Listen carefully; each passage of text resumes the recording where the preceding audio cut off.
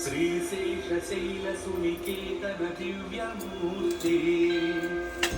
नारायणाच्युत हरे नलिनायताक्ष लीलाकटाक्ष परिरक्षित सर्वलोक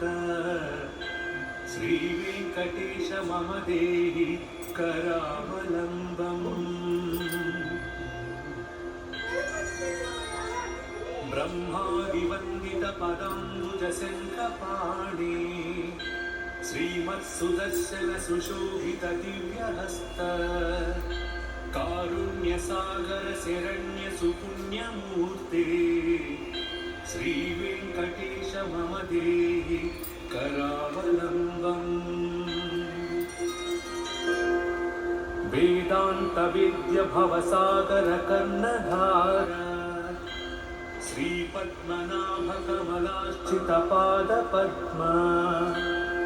लोकैकपावन परात्पर पापहारिम् श्रीवेङ्कटेश